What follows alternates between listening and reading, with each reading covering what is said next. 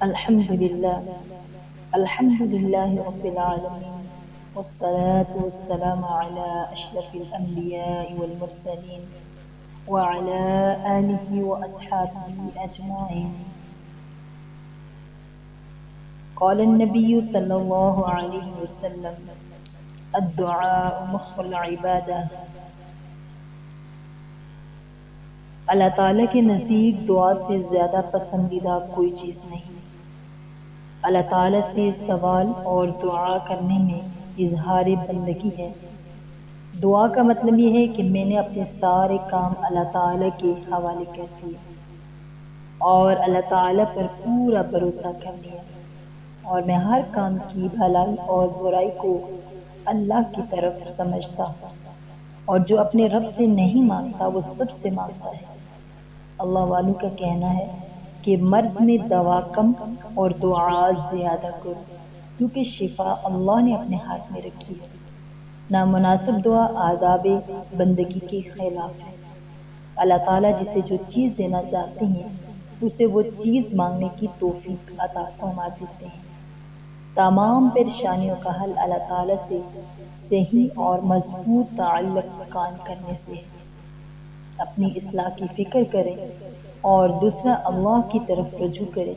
اللہ تعالیٰ کی طرف رجوع کر کے اللہ سے گڑگڑا کر خوب عاجزی اور انکساری سے اللہ سے دعا مانگیں۔ نبی کریم صلی اللہ علیہ وسلم نے فرمایا: الدعاء مخ العبادت، یعنی دعا عبادت کا مغز ہے۔ ہم میں سے ہر مسلمان اپنی اصلاح کی فکر کرے اور نہ صرف انفرادی دعا کا اہتمام کرے، بلکہ اس بات کی ضرورت ہے کہ ہم اجتماعی انداز میں توبہ کر کے آہوزاری کے ساتھ دعا مانگیں اور اپنے روٹھے رب کو بنانے کی کوشش کریں۔ اور ہمارا ایمان ہے کہ اللہ تعالیٰ کے حکم کے بغیر کوئی پتا بھی حرکت نہیں کر سکتا، تو ہم کیوں نہ احکم الحاکمین کے در پر اپنی چولی پھیلائیں، جس کا سوال کبھی نا امید نہیں ہوتا، لیکن ہمارا حال یہ ہے، اس طرف اٹھتے نہیں ہاتھ جہاں سب کچھ ہے، پاؤں چلتے ہیں ادھر کو کہ جہاں کچھ بھی نہیں، اور ہر وقت عافیت کی دعا دنیا اور آخرت کی پریشانی کے لیے بہترین ہے۔ ایک بزرگ فرماتے ہیں، جب کسی آدمی کو کوئی دکھ یا پریشانی ہو یا کوئی بیماری ہو یا کوئی حاجت ہو تو اللہ تعالیٰ سے دعا کرنی چاہیے۔ اس کا طریقہ یہ ہے کہ اس کی برکت سے اللہ تعالیٰ حاجت کو ضرور پورا فرما دیں گے، اور وہ یہ ہے کہ کوئی پریشانی ہو اس وقت کثرت سے درود شریف پڑھے تو اس درود شریف کی برکت سے اللہ تعالیٰ پریشانی کو دور فرما دیں گے۔ جب تک روح میں تڑپ اور دل میں سوز نہ ہو دعا قبول نہیں ہوتی۔ اللہ کے نزدیک دعا سے زیادہ کوئی چیز عزت والی نہیں۔ دعائیں کیا ہیں؟ دراصل التجائیں ہیں جو بندہ اپنے رب سے کرتا ہے۔ وہ کسی وقت بھی مانگے، اس کا دروازہ کبھی بند نہیں ہوتا۔ اس کے مانگنے کے لیے کوئی وقت مقرر نہیں ہے۔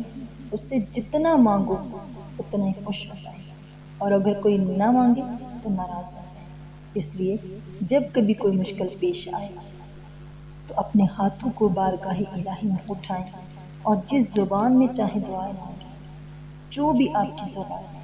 اس میں کوئی شک نہیں کہ افضل دعائیں وہی ہیں جو حضور صلی اللہ علیہ وسلم نے اپنی امت کو سکھائی۔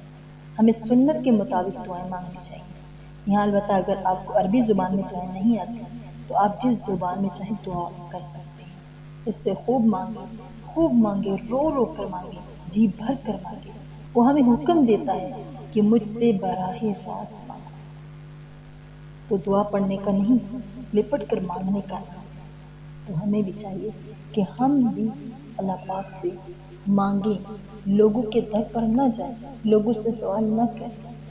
جس چیز کی ہمیں ضرورت ہو، کوئی پریشانی، دکھ ہو، بیماری ہو، ہمیں چاہیے کہ ہم اللہ سے سوال کریں، اللہ سے مانگیں کہ اے اللہ ہماری یہ پریشانی ہے، اس کو دور فرما دیں۔ ہمارا یہ مسئلہ ہے، اس مسئلے میں الجھے، اللہ پاک اس مسئلے کا حل فرما دیں۔ ہمیں یہ بیماری ہے، یہ دکھ ہے، اللہ پاک اس کو ہم سے دور کر دیں۔ تو اللہ سے دعا کریں، ہمیں صرف اللہ سے مانگنے والا بنا دیں، لوگوں سے نہیں۔ وما علینا الا البلاغ المبین۔ آمین ثم آمین۔